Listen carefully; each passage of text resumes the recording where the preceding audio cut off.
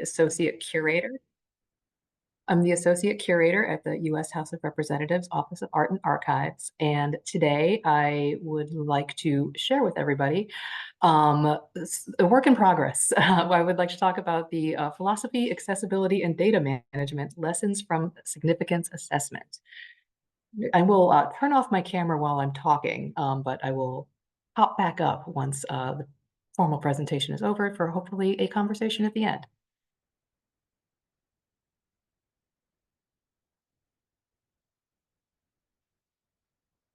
Okay. So by way of introduction, the collection of the U.S. House of Representatives began a significance assessment project in 2022 with the goal of evaluating the collection, articulating and refining the collecting philosophy, and documenting institutional history.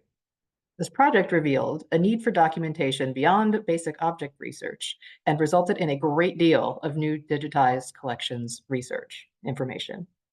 The influx of digitized research and analysis that came with the significance assessment project brought a previously existing problem into sharper focus as well.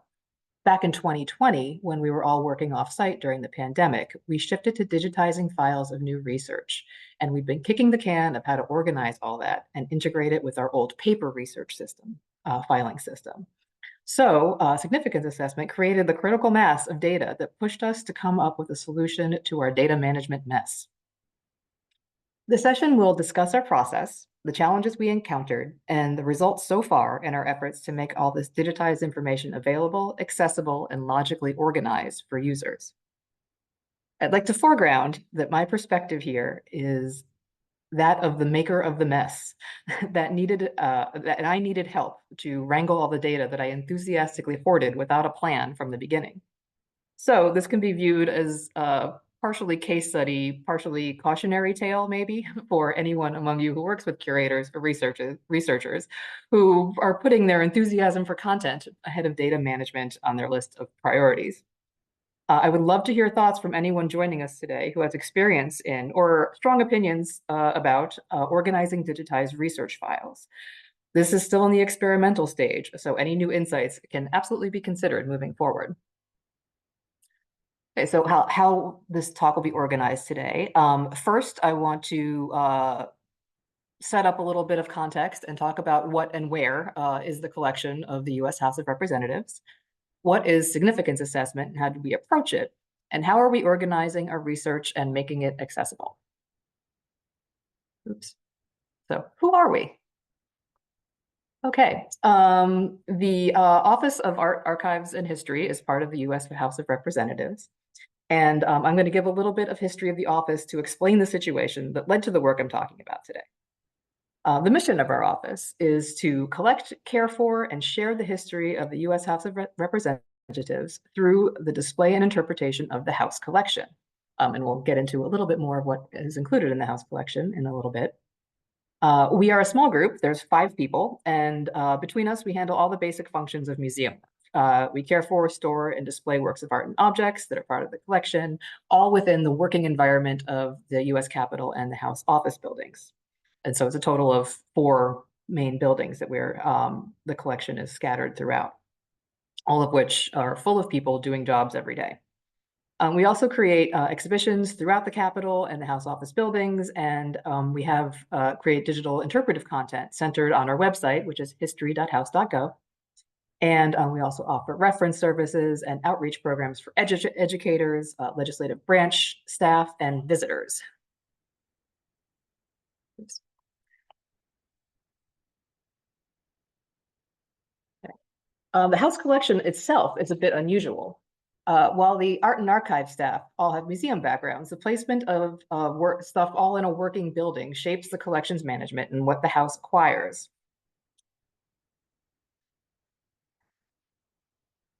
I'm sorry, what the hell? Okay. And here are some examples of how the House collection is integrated into the working environment. So we show up in the upper corner, there's an example of an exhibition that we have within the Cannon House office building.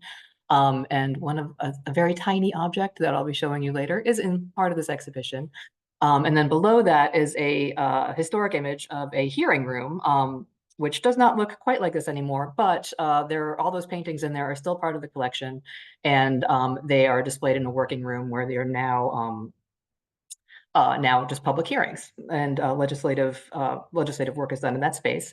And then the large photo is the speaker's lobby, which is a private space that really only members of Congress are ever in, and it's in the U.S. Capitol right next to the House chamber.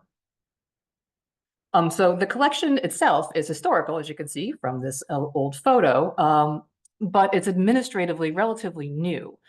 We have some objects that have been in the building since the early 19th century, like this silver inkstand, which is still actually in use, sort of. It is always in the House chamber whenever they're in session, and it's been in the Capitol since at least 1818.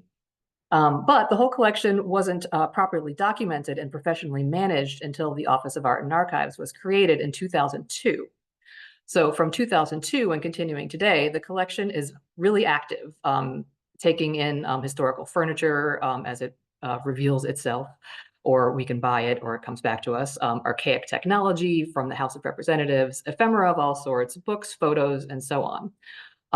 And so since the collection was formalized in 2002, more than 13,000 additional objects have become part of the collection. And here are a couple of examples of the kind of things that were absorbed in the collection. So Thomas Jefferson's statue on one hand has been in the Capitol since the 1860s. That's part of the collection. But this bottle of alcohol was part of a Cold War era nuclear fallout shelter kit, which were discovered in a sub basement several years back. And so we also collect things like that as some of the ephemera of the way the institution has worked and functioned over the centuries. So when the organization of the collection hit its 20th anniversary back in 2022, the curator, who remains the curator and my boss, and she was also the first employee within the organization, wanted to start a project of taking a look back to review the collection for deaccessions. In the early days of professional oversight, when it was just her, the curator, and shortly afterwards a registrar, it was a bit of a Wild West situation. There was no established black letter collections policy, so pretty much anything within reason was accessioned. This vagueness on collection policy was purposeful, but the new curatorial staff didn't want to place hard guidelines on the collection before they really figured out what the universe of artifacts was, and what niches in the museum and archives world this collection could possibly fill. So at first, the idea was to target some obvious outlier objects and revisit their place in the collection. However, serendipitously, that very year, I was at a conference and attended a case study presentation from a museum undergoing a significance assessment project. So what we planned, basically cleaning out the closet, was a great idea, but the more comprehensive approach of the significance that significance assessment offered was really attractive to me. If we were waiting around in storage anyway, why not help ourselves and look forward as well as back? We could take advantage of the original decision maker's memory, the original curator, and her archived emails to document her recollections of the original process and build solid files that detailed the use, importance, and provenance of each object. This process provided an opportunity to parse out in detail why each object was a significant part of the history of the House of Representatives, which is the top line requirement for acquiring an object, and providing a detailed collecting philosophy overall for a variety of object classifications. I had never heard of the significance assessment framework before I learned about it in this case study presentation. So I'll give a brief overview of what significance assessment is all about. I have provided, there's a link there to the publication, which is incredibly useful. And this significance assessment was created by the Collections Council of Australia, who wrote this publication, and it covers in detail a standardized framework for assessing collections objects' relevance to a particular collection, taking the context of the whole collection as a whole into consideration. This considers both the philosophical questions of whether an object serves to further the mission of the institution and serve its audience, but also whether the facilities and resources are adequate to maintain the object to museum standards. Each object is evaluated and described. Its condition, provenance, physical description are all accounted for. Information on its use and any documentation or related contextual information for each object is also part of the assessment file. Once this is all pulled together, objects get an assessment report.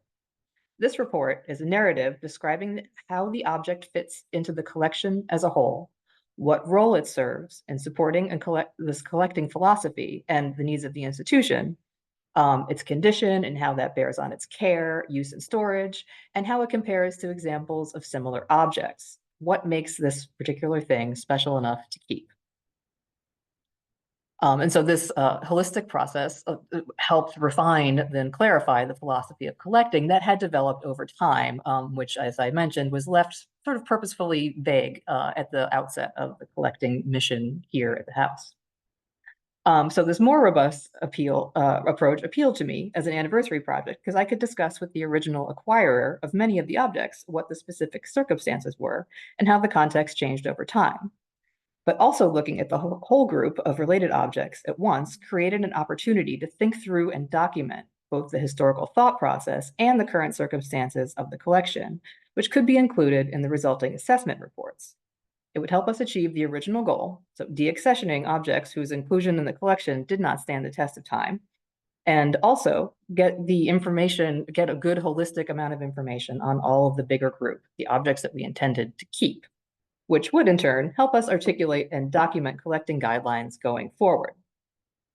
As a curator, this was really exciting, and I am still excited about this project 2 years in, but you can probably take a guess at where this was headed from a data management perspective. So what gives an object value? This is the key question that we have to answer about every object in the collection. And so the nature of the house collection and its previous reliance on the memories of the people who were doing the work are key elements to why this project ended up adding so much volume to our digitized documentation. Some of the collection does not require a lot of context to understand why it is in the Capitol under the care of professional staff. Things like this John Vanderlyn portrait of George Washington. This portrait has been in the House chamber since 1834. It was in the old House chamber and it moved to the new one. And so it's been in the Capitol its whole life, and it has been with the legislative body its whole life. So clearly, this from life portrait is of an important historic figure is something worth keeping. But objects like this also have long histories and extensive secondary documentation that also needed to be digitized to make their file robust and complete. And then there are the other things, which is frankly the bulk of the objects accessioned since the collection was organized. Things like this little pencil do require a little bit more context and information to justify keeping under professional museum management. And this is the object that was included in that case that I showed in the earlier slide. So why would a stubby pencil rate the same treatment as a historically significant painting by a highly regarded American artist? As we proceeded through this process, we began to spell out something implied but never articulated. One of the key functions that the House collection had taken on over the past 2 decades was to show the role of staff in the legislative process. What was the experience of working at the legislative branch like, and how had it changed over time? The story we were really telling is not about the great men of history, the elected officials making laws and getting their portraits painted, but about the people, processes, and social culture that had accumulated around the process of making laws in the United States since 1789. The collection itself is, in a way, a representation of democracy, we like to think. So hiding that in a lockdown file simply would not do. So explaining and documenting this equivalence between objects of pretty obvious intrinsic value and the rest of the stuff is where collecting philosophy and data management collided and set me running to my collections manager, who has an interest in digital asset management.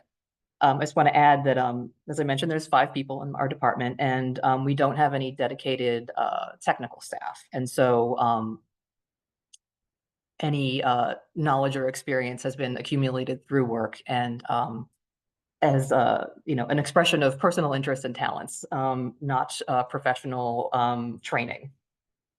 So I rely very heavily on the people who are more inclined to organization than myself.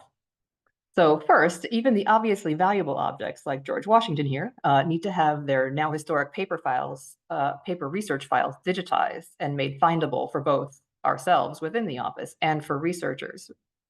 Second, the previously not very robust research files like those for this little pencil, which incidentally is used by a tally clerk.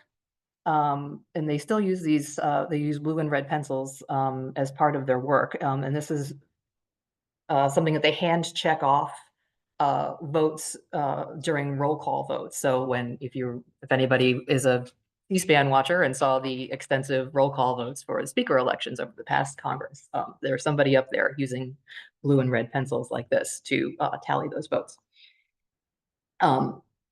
So yeah, so these need to be fleshed out and with contextual information, like what I just relayed to you, that builds a case for keeping this object in the collection that can be easily retrieved for anyone who's looking for that information. So what to do with all the data? So when I started off on this project, I did what I normally do. I made some folders in a locked down network drive that look, like a folder. They were organized mostly by the object's accession numbers, which is our main organizing principle for the collection.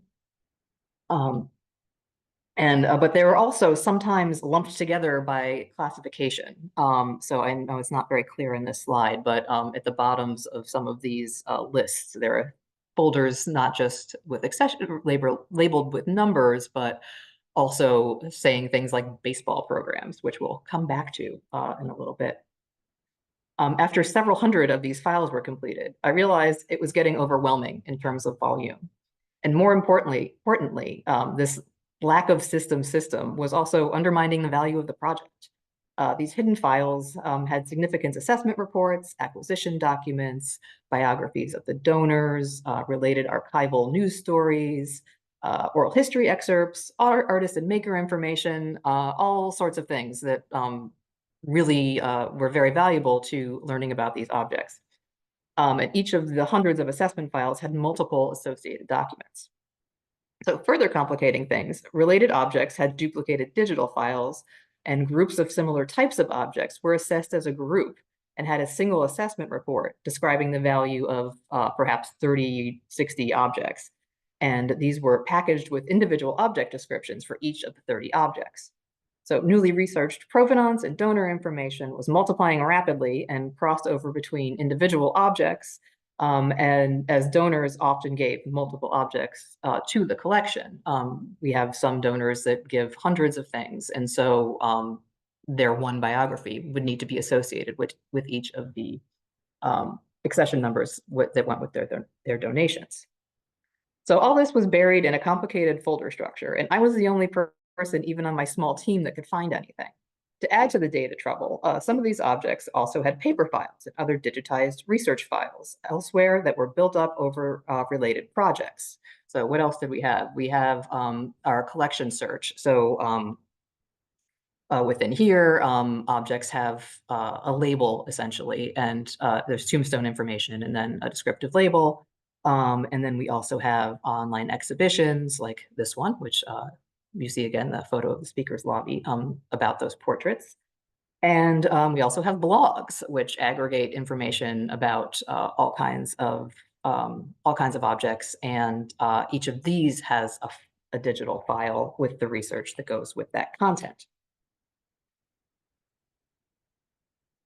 So, and all of the research that has been done since 2020 was entirely digital, and anything done prior to that would be on paper. And the digital research was not centralized, and the paper files were still in paper. And this element of the project was perhaps the most embarrassing part and a cautionary tale for anyone in a small but ambitious organization. Learning about and promoting the collection had been such a singular focus for so long that we buried ourselves in data that we struggled to pull together meaningfully and usefully, even for ourselves. So in a way, by making the problem exponentially worse, it helped us find the focus to start trying to pull it all together and make it useful. So this tangle of documentation also was really contrary to what we were going for. The end goal, the hoped for result was having findable information for every object that avoided having one person be the gatekeeper to access. But to sort it out, we also have very limited resources, which I am sure is the case in many offices. But we had to use software that we already had access to, and that could be easily scalable. And all the work had to be accomplished by two people, essentially, myself and the registrar who has joined on this organization project with me. So my first thought was adding all the documentation to our collections management system database. That seemed logical. It's already organized by accession number, and all the objects are already in there. We use the museum system, TMS, but the potential clutter that this would cause, the workflow of uploading every document to individual records, and how to handle documentation that applies to multiple objects, that especially was a big problem and created a roadblock. And we decided that that was too messy, and so we would have to come up with another solution. In addition to the messiness, it's also a program that has licenses. And so only a few people can even look at TMS. And so this would definitely not solve the gatekeeping situation that we wanted to avoid. So any request for research would require one of the few people that can get into the software to download the files and share the digital copies, or worse yet, they would need to print everything out and share it in hard copy. And so there was nothing about this that was either clean or accessible. And so we had a few other false starts, including considering bots, which is the file sharing website that we are allowed to use in our agency. That's the only one that network security allows us to use. But we eventually landed on SharePoint as the venue for all of our research files, with accession numbers as the main searchable data point. We could also make it relational through tagging. So a single donor or artist profile, for example, could be tagged with any number of accession numbers, eliminating duplicate files. And files generated from significance assessment could be easily integrated with documentation from other research projects, breaking down the scattered and siloed files that we had accumulated over the years. For a quick illustration of how this shook out, let's look at congressional baseball game programs. They're a good example of why we decided to tag each file related accession numbers to create the relationships that we needed between the individual files. So first, for a little color, a little context, the congressional baseball game is a mostly annual tradition that has been part of the social life of the House of Representatives for over a century. And with a few exceptions for wartime and periods of time when players were having trouble with sportsmanship, the Democrats and Republicans have played a friendly fundraising game in the early summer. And programs for the game have been part of the ephemera related to the event since the 1930s. From the 1970s forward, lots of other baseball ephemera came into being, like baseball cards, rally towels, all kind of like handmade posters are all part of the material culture. But the programs are the longest running and most consistent thing. And so whatever the case, it's a fun tradition, and it's part of the social history of the House of Representatives. And so its related stuff is always welcomed into the House collection. And so we have 3 examples of programs here made for games over the years. And so we don't have a complete collection of them, but it's pretty close. There's around 60 of these. And so as a sanity saving thing, we did one assessment report for all of the baseball programs because they're all in the collection for the same reason. And then they have each has their own separate assessment form, which describes their individual content and the context of that particular event. So while each is special and precious in its own right, they are a group assessment. And the scheme we have set up in SharePoint, if you're looking for information about the program on the left, for example, searching by its accession number, that is from actually a spring training game from 1954. There was a period of time where they did a first game in Florida before they did their second game in DC. So you searching by the accession number would yield you an assessment report covering all the programs, its individual assessment form, and digitized research related to the virtual exhibition in which it appears. and the history of the game and information about the various venues it was played in, and all the digitized research files that were created previously. So here is an example of a collection search record, which would also have its own separate research file, which is we're on another planet altogether because this is some of that research that was done between 2020 and today. And so previously, in order to find all the research on a single object, we had to go to project folders. And so with this collection search example, oops, sorry. And so for this collection search example, that would have been under a different digital project organized under the name of the writer, not under the object number. So very, very difficult to find even for ourselves. And because it was done for a different reason. It was not done for accessibility, but done for the editorial process for getting the object online in the first place. So we have only just begun herding this data into SharePoint, and the significance assessment project will continue on for at least another year, generating a lot more documentation. And this solution is very much a work in progress. And we are hopeful that it is headed in the right direction and it will align the work products with our hopeful result of accessible information. It also shares the relevance and value of every object, from old pencils to silver inkstands. And we are still working out the kinks, absolutely. And so I 100% welcome any thoughts or feedback on this. And if you have any questions or comments or advice, please feel free to reach out to me or ask a question of us now.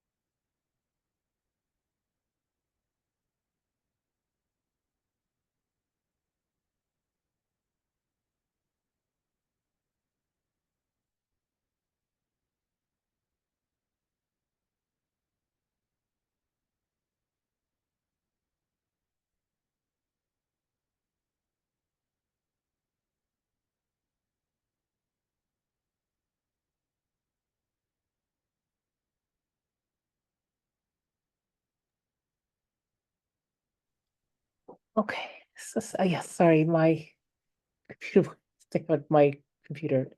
Any question? Thank you for your talk. Are there any questions?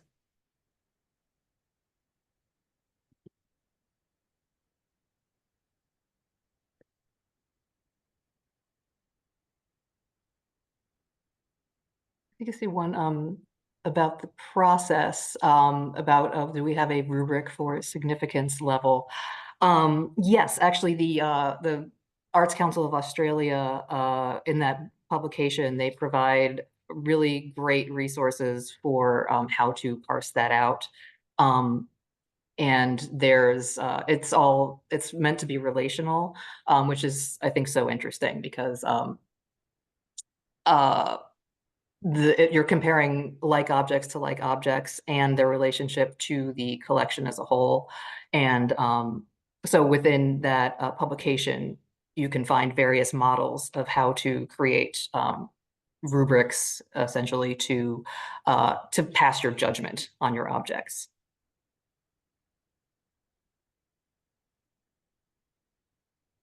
Did you see the SharePoint tagging one? Okay, yeah, we'll be able to migrate. You know, Wendy, I truly and honestly hope so. That is something that my registrar hopefully knows more about, at how that will be adaptable to other software. I'm not sure what our future proofing situation is, but if you know anything about that, I'd be delighted to hear about it.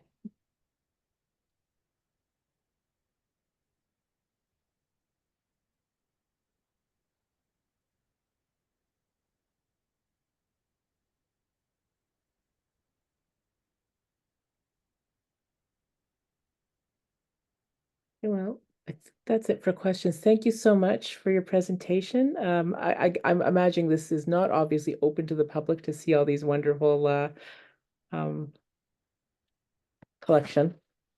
You can see our collection search database online, and once we have all of our once we have everything migrated and tagged, we can share links to allow people to research information. That was part of the overall plan, was to have it kind of replicate the old-fashioned process of someone coming into your office and you handing them a pile of files to flip through. Oh, So that's we can hope we will be able to share on request information about anything that people want to know about. that's absolutely amazing. Thank you. Thank you for your presentation. So we're going to take a break till 4:40. At 4:40, there'll be one more presentation till 5. Thank you very much. Thank you.